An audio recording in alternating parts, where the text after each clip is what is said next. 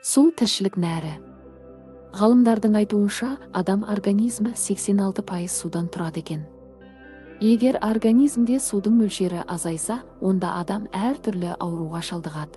Адам организмі бір тәулікте шамамен 1,5-2 литр су жоғалтады. Сондықтан адам күніне сонша су ішіп отыруы қажет.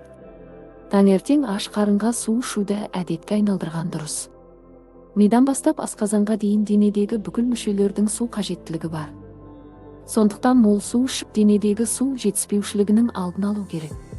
Кофеинсіз кофе, шай немесе шекерсіз табиғи сусындар, сумен араласқан жеміс шырындары және басым бөлігі судан тұратын қарбыз сияқты өнімдер де құрамында карбонгидрат немесе тұз мөлшері көп болмаса су орнына өтеді. Кофеинді шай, кофе, кола секілді сусындар денедегі су жетіспеушілігін одан да арттыратындығы үшін қосымша тағы су ішу керек. Судың денеге пайдалары дене температурасын тұрақтандырады. Азық, қалдық және оттегі тасымалдайды. Бүйрек және бауырдағы қалдықтарды шлак тазалайды. Витамин және минералдардың тарауын қамтамасыз етеді. Денені жарақаттанудан қорғайды. Клеткалардың және бұлшық еттердің бірігуін қамтамасыз етеді. Тері клеткаларын ылғалдандырады және сауықтырады. Ас қорытуда жоғарыдан төмен қарай ретімен астың қорытылуынан сіңірілуіне және де ең соңында қалдықтардың шығуына дейін судың міндеті орасан зор. Денеде болатын күніне 2-4 литр су шығынның орнын қайта толтырып тұру қажет. Ересек адамның денесінде 40-50 литр су болады. Қанның 83, бұлшық еттердің 75, мидың 74, сүйектердің 22% судан тұрады. Денеде 20% су жетіспеушілігі болуы өте қауіпті және өлімге дейін жетелейді. Қажетті мөлшерде су ішпеген жағдайда мидың жұмыс істеуі баяулайды. Қан қоюланады. Жүрек көп жұмыс істеуге мәжбүр болады. Нәжіс сары түсті болады. Іш қатуына запор себеп болады.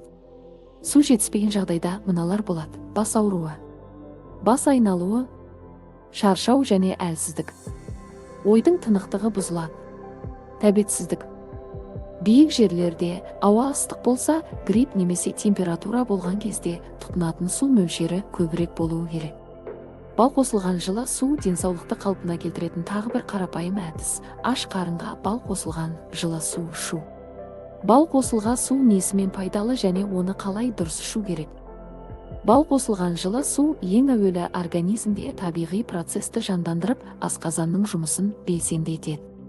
Кейбір мамандар алдымен аш қарынға су ішіп, сосын барып бал қосылған жылы су ішуге кеңес береді.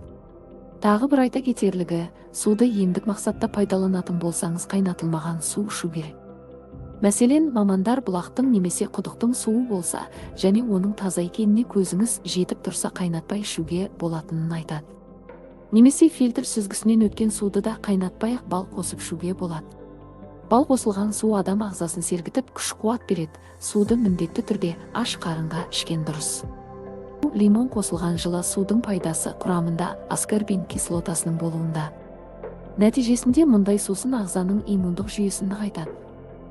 Сонымен қатар лимон қосылған су қан құрамындағы қантты азайтып, адамды сергітеді. Организмге қуат береді.